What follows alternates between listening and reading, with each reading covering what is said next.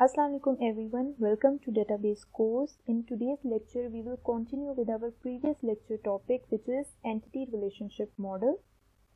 In our previous lecture we have discussed ER model, entity and attributes in ER model. Then we discussed different types of attributes. We also discussed about identifier and existence dependence in ER model. In today's lecture we will learn about relationship in ER. What is cardinality ratio, what is modality, what is the weak and strong entity, what are the descriptive attributes and what is an associative entity in an ER model. Okay, सबसे पहले हम relationship की बात करते हैं. ER model में हमने देखा था कि हमारे पास दो मेन थिंग्स हैं, entity and relationship. So what is a relationship type? A set of meaningful associations among entity types. अब किसी भी इंटरप्राइज में या ऑर्गेनाइजेशन में जो डिफरेंट एंटिटीज होती हैं उनके दरमियान कोई एसोसिएशन होती है, वो आपस में रिलेट कर रही होती हैं. जैसे फॉर एग्जांपल एक स्कूल में एक स्टूडेंट एंटिटी है और एक टीचर एंटिटी है, तो इनके दरमियान एक एसोसिएशन है. क्या एसोसिएशन है? कि टीचर टीचेस द स्टूडेंट. तो ये जो टीचर्स है ये बेसिकली इन दोनों एंटिटी के दरमियान एक रिलेशनशिप है. रिलेशनशिप टाइप जो है वो ओवरऑल एक एंटिटी सेट के दरमियान रिलेशनशिप डिफाइन करे होते हैं, तो हम रिलेशनशिप टाइप कहते हैं उसे. रिलेशनशिप अकरेंस क्या है? A uniquely identifiable association which includes one occurrence from each participating entity type. अभी जैसे हमने रिलेशनशिप टाइप में ओवरऑल एंटिटीज के दरमियान रिलेशनशिप को देखा, लेकिन अगर हम हर एंटिटी के इंस्टेंस की बात करें और इंस्टेंस के दरमियान जो है वो रिलेशनशिप को देखें तो उसको हम रिलेशनशिप अकरेंस कहते हैं. जैसे यहाँ पे अब हमारे पास रिलेशनशिप टाइप की एग्जांपल गिवन है. एक हमारे पास एंटिटी स्टाफ की है, एक हमारे पास एंटिटी ब्रांच की है. अब इन दोनों एंटिटीज के दरमियान रिलेशन क्या है? इनके दरमियान रिलेशन है, हमने जिसको हैज के नेम से डिफाइन किया है कि ब्रांच हैज स्टाफ. ठीक है, तो ये हमने ओवरऑल एंटिटीज के दरमियान रिलेशन डिफाइन की है. यहाँ पे आप देखें तो ये रिलेशनशिप अकरेंस की एग्जांपल है. इसमें हमने ब्रांच एंटिटी है उसके डिफरेंट इंस्टेंसेस लिए हैं. इसी तरह स्टाफ जो हमारे पास एंटिटी है उसके भी हमने डिफरेंट इंस्टेंसेस लिए हैं या अकरेंसेस लिए हैं और उनके दरमियान रिलेशनशिप को डिस्क्राइब किया. जैसे जो ब्रांच नंबर B003 है उसका जो है वो रिलेशन बन रहा है स्टाफ नंबर SG37 से. मीन्स कि ये वाला स्टाफ नंबर इस ब्रांच नंबर में काम कर रहा है, ये एक रिलेशन बन रहा है. सिमिलरली ये सेकंड भी स्टाफ नंबर जो है वो इसी ब्रांच में काम कर रहा है, ये सेकंड रिलेशन बन रहा है. फिर SA9 B007 में वर्क कर रहा है, तो ये आपके पास एक थर्ड रिलेशन बन रहा है. नॉर्मली ER डायग्राम में हम रिलेशनशिप टाइप यूज करते हैं जिसको हम जनरली रिलेशनशिप ही बोलते हैं. सो बेसिकली रिलेशनशिप जो है हमारे पास दो एंटिटीज के दरमियान एसोसिएशन, हम उसको कोई भी मीनिंगफुल नेम दे सकते हैं. नेक्स्ट हमारे पास degree of relationship. Degree of relationship is the number of participating entity types in a relationship. अब एक रिलेशनशिप के अंदर कितनी एंटिटीज पार्टिसिपेट कर रही हैं उसको हम डिग्री ऑफ अ रिलेशनशिप कहते हैं. So basically degree is the number of participating entities. First हमारे पास है binary relationship. A relationship of degree 2 is called binary relationship. जिस relationship में हमारे पास सिर्फ दो entities involve हैं, participate कर रही हैं, उसको हम binary relationship कहेंगे.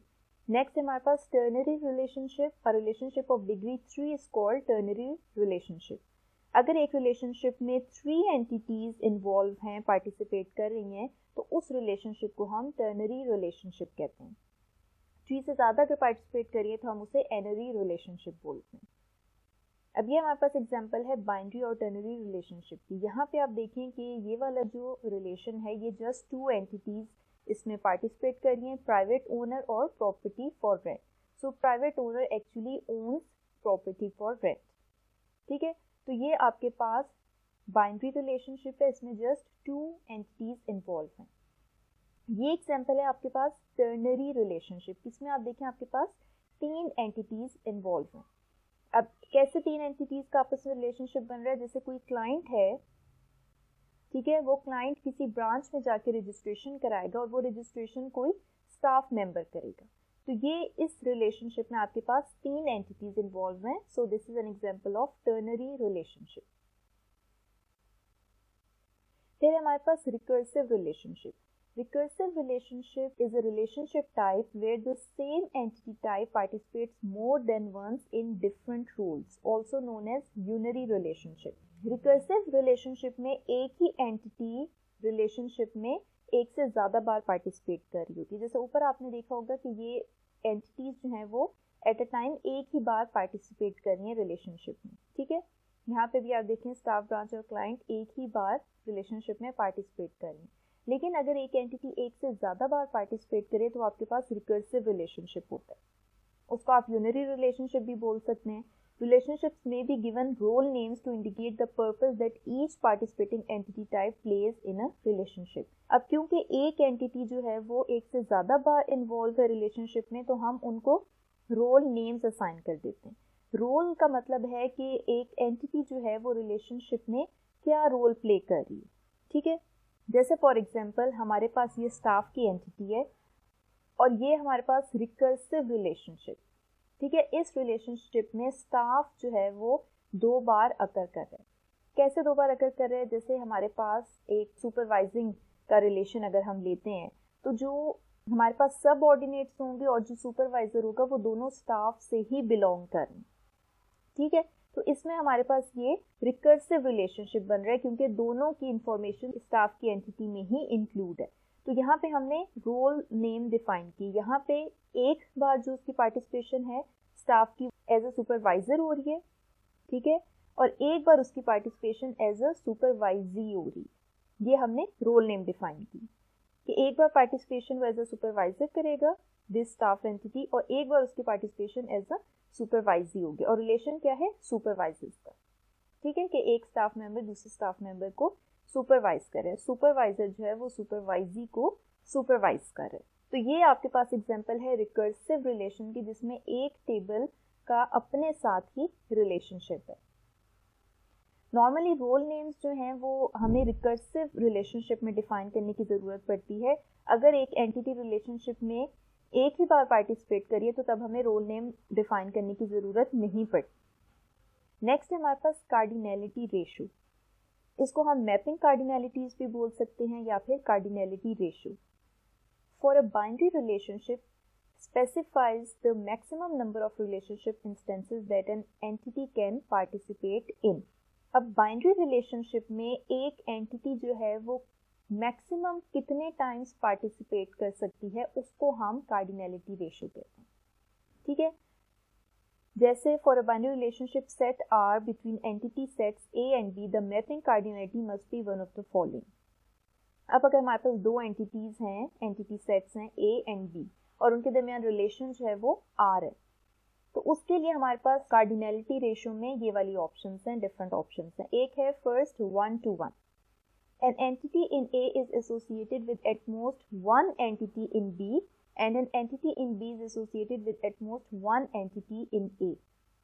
अब A और B 2 entities हैं, तो जो A entity है वो B की किसी एक ही entity से associate कर रही होगी. Similarly B जो है वो A की किसी एक ही एंटिटी से एसोसिएट कर रही होगी. तो इसको आप 1-to-1 रिलेशनशिप बोलते हैं. यहाँ पे ये डायग्राम है, ये A एंटिटी है और ये B एंटिटी, ये इनके डिफरेंट इंस्टेंसेस हैं. ठीक है, एंटिटी इंस्टेंस मींस के कोई एक पर्टिकुलर वैल्यू ऑफ एंटिटी. जैसे अगर आपने स्टूडेंट की एंटिटी है तो कोई एक स्टूडेंट जॉन जो है वो एंटिटी इंस्टेंस है या फिर एंटिटी की एक वैल्यू है. ठीक है, तो ये आपके पास स्मॉल a और स्मॉल b ये डिफरेंट इंस्टेंसेस हैं. तो इसमें आप अगर देखें तो A की जो इंस्टेंस है वो एटमोस्ट B के एक ही इंस्टेंस से बिलोंग कर रहा है और सिमिलरली B का जो इंस्टेंस है वो A के किसी एटमोस्ट एक के साथ ही बिलोंग कर रहा है. तो ये आपके पास है 1-to-1 रिलेशनशिप. नेक्स्ट है हमारे पास 1-to-many. An entity in A is associated with any number 0 or more of entities in B. An entity in B, however, can be associated with at most one entity in A. One-to-many relationship में A की जो entity है वो B के एक से या एक से ज़्यादा entity से belong कर सकती है, लेकिन जो B की entity है वो A के किसी एक ही इंस्टेंस से belong कर सकती है. जैसे यहाँ पे आप देखें one-to-many की डायग्राम में, तो A का जो इंस्टेंस है वो B की मल्टीपल वैल्यू से बिलोंग कर सकता है. लेकिन बी का कोई भी इंस्टेंस ऐसा नहीं है जो ए की मल्टीपल वैल्यू से बिलोंग कर रहा, वो एटमोस्ट ए की एक ही वैल्यू से बिलोंग कर। ठीक है, यहाँ पे आप देखें कोई भी बी का ऐसा इंस्टेंस नहीं है जो A1 और A2 से भी कर रहा हो या A1 A3 से कर रहा हो, वो एट अ टाइम A1 से कर रहा है या फिर A2 से कर रहा है या फिर A3 से कर रहा है। तो ये आपके पास है one to many relationship. Then है हमारे पास मैनी टू वन रिलेशनशिप, ये वन टू मैनी का ऑपोजिट है। An entity of A is associated with at most one entity in B. An entity in B, however, can be associated with any number of entities in A. अब A की जो entity है वो B की किसी एक ही entity से belong करेगी, लेकिन B की जो एंटिटी है वो A की मल्टीपल एंटिटी से बिलोंग कर सकती है, जैसे यहाँ पे गिवन है। अब A की एंटिटी किसी B की एक ही एंटिटी से बिलोंग कर रही है। ठीक है, जैसे A1 B1 से बिलोंग कर रहा है, A2 B1 से बिलोंग कर रही है, A3 B2 से बिलोंग कर रही है, A4 B3 से बिलोंग कर रही है। लेकिन ऐसा नहीं है कि A4 B3 से भी बिलोंग करे और B2 से भी बिलोंग करे, इट इज़ नॉट पॉसिबल। और फिर अगर आप B की साइड से देखें तो B जो है वो मल्टीपल A के इंस्टेंसेस से बिलोंग कर रहे हैं। B1 जो है वो A1 से भी बिलोंग कर रहा है और A2 से भी बिलोंग कर रहा है। तो ये आपके पास many to one relationship. Then है आपके पास many to many relationship. An entity in A is associated with any number of entities in B, and an entity in B is associated with any number of entities in A. अब many to many में A के जो instances हैं वो B के multiple instances से belong कर सकते हैं।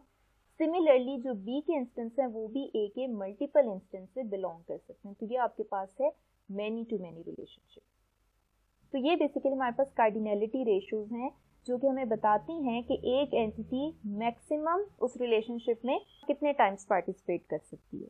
जैसे यहाँ वन टू वन में A entity one time participate कर सकती है, सिमिलरली B एंटिटी भी वन टाइम पार्टिसिपेट कर सकती है, जबकि वन टू मैनी में A entity many times participate कर सकती है जबकि B entity one time participate कर सकती है। अब यहाँ पे हमारे पास कुछ एग्जांपल्स हैं जो भी हमने डिफरेंट कार्डिनैलिटी रेशियोज पढ़ी। जैसे फर्स्ट हमारे पास वन टू मैनी की एग्जांपल है पेंटर और पेंटिंग के दरमियान। ठीक है, रिलेशनशिप को नॉर्मली जो हमारे पास नोटेशन है वो डायमंड सिंबल की है और उसके अंदर हम रिलेशनशिप का नेम लिखते हैं। डिफरेंट हमारे पास नोटेशंस अवेलेबल हैं। कुछ जगहों पे बाइनरी रिलेशन में जस्ट एक सिंपल लाइन यूज होती है, उसके ऊपर आपने रिलेशनशिप का नेम लिखा होता है। तो डिफरेंट जगहों पे डिफरेंट नोटेशंस यूज होंगी। अब यहाँ पे हमने डायमंड के अंदर रिलेशनशिप डिस्क्राइब किया। नॉर्मली रिलेशनशिप का जो नेम होता है वो मोस्ट ऑफ द टाइम कोई वर्ब होता है। ठीक है, जैसे यहाँ पे पेंट्स है, ये अब दो एंटिटीज के दरमियान क्या रिलेशन है, वो कैसे एक दूसरे से बिलोंग कर रही है। Painter paints the paintings. ठीक है, अब रिलेशनशिप इसका वन टू मैनी है। वन टू मैनी जैसे अभी हमने पीछे देखा कि एक पेंटर जो है वो पेंटिंग की मल्टीपल वैल्यू से बिलोंग कर सकता है, जबकि जो पेंटिंग है वो एट ए टाइम एक ही पेंटर से बिलोंग करेगी। जैसे अगर हम यहीं पे, ये हमारे पास वन टू मैनी है, पेंटर के लिए हम P की नोटेशन यूज कर रहे हैं, पेंटिंग के लिए हम PN की नोटेशन यूज कर रहे हैं। ठीक है, तो अगर ये A जो है ये हमारे पास पेंटर एंटिटी है और B जो है हमारे पास पेंटिंग की एंटिटी है, तो आप देखें कि एक जो पेंटर है फॉर एग्जांपल A1 वो उसने दो पेंटिंग्स बनाई हैं B1 B2, इसी तरह A2 ने भी B3 B4 पेंटिंग्स बनाई है। मीन्स कि एक पेंटर एक से ज़्यादा पेंटिंग्स बना सकते हैं। लेकिन अगर आप पेंटिंग्स को देखें तो वो एट अ टाइम एक ही पेंटर से बिलोंग कर रही है। B1 जो है वो A1 से बिलोंग कर रही है या B2 भी A1 से बिलोंग कर रही है। कोई ऐसी पेंटिंग नहीं है जो दो पेंटर से बिलोंग कर रही है। तो ये हमारे पास एक एग्जाम्पल है वन टू मैनी की। नेक्स्ट हमारे पास मैनी टू मैनी की example, an employee can learn many skills, each skill can be learn by many employees. अब हमारे पास दो एंटिटीज हैं, एम्प्लॉय की और स्किल की। अब इनके दरमियान अगर आप रिलेशनशिप देखें तो एक एम्प्लॉय मल्टीपल स्किल्स लर्न कर सकता है। जैसे एक एम्प्लॉय जो है वो ग्राफिक डिजाइनिंग की स्किल भी लर्न कर सकता है और सिमिलरली वो जो है वो SEO की स्किल भी लर्न कर सकता है। ठीक है, और एक स्किल जो है वो भी मल्टीपल एम्प्लॉयज लर्न कर सकते हैं, जैसे SEO की स्किल भी मल्टीपल एम्प्लॉयज लर्न कर रहे होंगे। तो ये हमारे पास एग्जांपल है मैनी टू मैनी रिलेशनशिप की। फिर हमारे पास one to one relationship, an employee manages one store, each store is managed by one employee. अब एक एम्प्लॉय जो है वो एक स्टोर को एट अ टाइम मैनेज कर सकता है और एक स्टोर एट अ टाइम एक ही एम्प्लॉय मैनेज कर सकता है। अब यहाँ पे आप सोच सकते हैं कि मे बी एक स्टोर में एक से ज़्यादा एम्प्लॉयज़ काम कर रहे हों, तो ये चीज़ जो है ये उस ऑर्गेनाइजेशन की रिक्वायरमेंट पे डिपेंड करती है जिसके लिए डेटाबेस क्रिएट हो रहा होता है। ठीक है, तो रिलेशनशिप आइडेंटिफाई करने के लिए सबसे पहले एक हमारे पास कॉमन सेंस होनी चाहिए, एंड नेक्स्ट कि उस ऑर्गेनाइजेशन की रिक्वायरमेंट क्या है, उसकी बेस पे हम रिलेशनशिप क्रिएट करेंगे।